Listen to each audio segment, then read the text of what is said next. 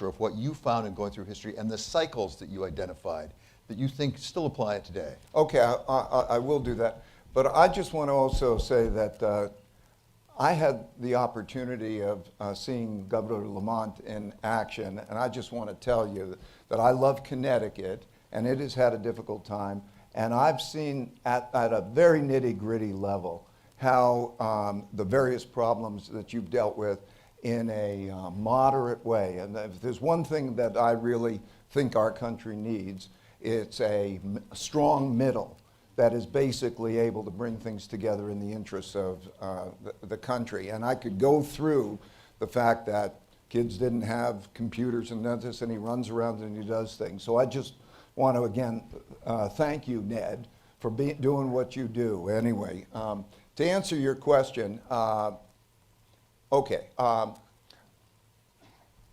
in my years of doing this, so something like a little over 50 years, what I found is that many times in my life, things that surprised me were because of, they never happened in my lifetime before, but they happened many times in history.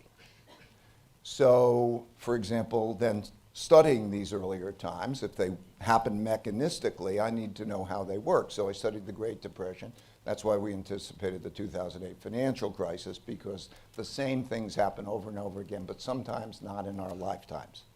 And so there were three big things, there are three big things that are happening to us that haven't happened in our lifetime. I like to measure things so I can see them in numbers and charts and so on. And those three big things are, first, the amount of debt and money creation, how much debt we have, the rate at which we are creating it, and then where we're getting that money from, the Federal Reserve and other central banks printing it.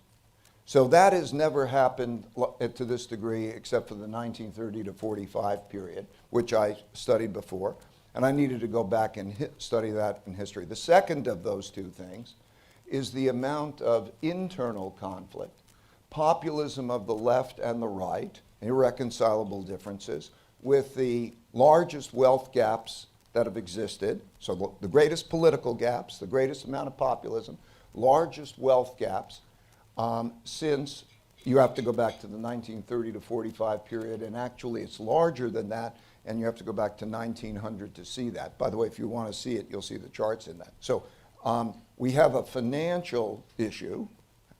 We have an internal conflict issue that has very big implications for how well our country is run, but also what does it mean for taxes? What does it mean for the value of assets? I need to understand that. And the third was international conflict. So in my whole lifetime, the United States was clearly a dominant power, and we were in the American world order. 1945, the United States became the leading world power, accounted for half world GDP. We had 80% of the world's money, because gold was money then, and we had a military monopoly. And so the reason that we were the world's power, that's why the United Nations is in New York, and IMF and World Bank are in Washington, so dominant. But we could see this conflict, this emerging competition. And the last time that happened was the 1930 to 45 period, and I need to study that. And so I studied that pattern, and these are the big things in our lives right now, but we are not acquainted with it. And so I needed to study the rise and declines of currencies, the rise and declines of empires. And because these cycles go on over a long period of time, I needed to see enough of those cases, so I had to go back, let's say, the 500 years. So I studied all of those. Now, I'm not an academic, I'm a practitioner. So it's not like I'm writing history books. It's for the purpose of making decisions today. So what I learned there has been important in our positioning in the markets right now. So it's just that practical. But those are the three big things. I also saw in history that there were two other things that were very important. One was acts of nature actually toppled more civilizations, killed more people than the others that I just mentioned. And they are droughts, floods, and pandemics. But like a pandemic, that's another one that comes along once in a lifetime and we don't see it.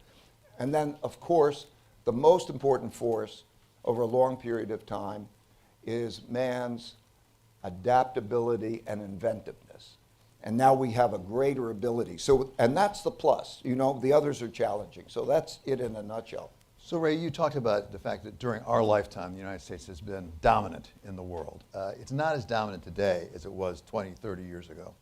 Economically or militarily, and compared to other people, where are we right now in the cycle with respect to the United States? Are we at the peak? Are we coming down? How fast are we coming down? Again, when I say these things, I use measures. There are 18 measures of health, and you could see them in the book. And they're measures of things like what is your percentage of world GDP, what is your percentage of exports, how your reserve currency, but also what is your education level of education, what is your competitiveness, 18 measures of that.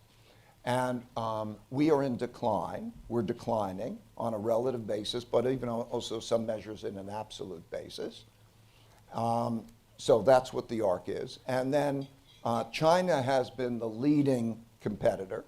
I've been having, not since 1984, I've been going to China. Watch it, since I started going there, per capita income has increased by 26 times. And so if you use measures of comparability in military, technology, share of world GDP, all of that, you see that. That is the only real power. There are military powers, but history has shown if you're a military power and you're not an economic power, while you may be a threat, you're not going to win the war. So that's what the picture looks like. So if you go back, and we could see it, right? We can see it in our various ways. If you go back 500 years as you did, you have the Dutch, you have the British, you have the U.S. Can a civilization, an empire, as you describe it, change at least the slope of the curve? And I'll give you a specific example right now. Your first thing was creating a lot of debt, creating a lot of money, generating money. The Federal Reserve right now is trying to reverse that process. Could that slow down the decline? Well, I'm going to take the second, what the Federal Reserve is doing in a second, and I'll deal with the first. It's all a matter of basics. Do you earn more than you spend? Okay, do you have a good income statement? And do you have a good balance sheet? Do you have one or two parents who care for you and give you the guidance and the values? Can I go to a good public school and have food and health care and come out with an environment of equal opportunity? That's all you need. That's all you need. Because if you do those things, you will have a civil population that will be productive and that you will be financially capable, strong, and so you're going to do things better and better and you'll be strong. So it comes down to those fundamentals. When I look at one country or another and I'm thinking, where do I want to invest? It's like I'm looking at those things. Do they have a problem with internal conflict or is it orderly? Just those basics. Now, the question is, can we do those basics?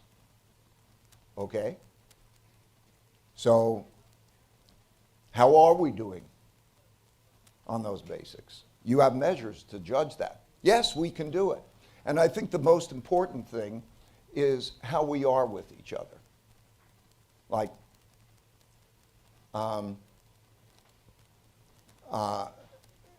do we have a democracy in which we can come together and have a very strong bipartisan middle, okay? And then work on dealing with those things. Like, Governor Lamont touched on some of those basics. So that becomes the big question, I think. But how are we doing? And again, come back to the Fed for a second. Oh, the Fed. It sounds to me like the Fed is trying to take a step in what you would call the right direction right now. Yeah, but what happens is, like it's really simple, The way the system works is if you give a lot of money and credit and you make it cheap enough, they will spend it.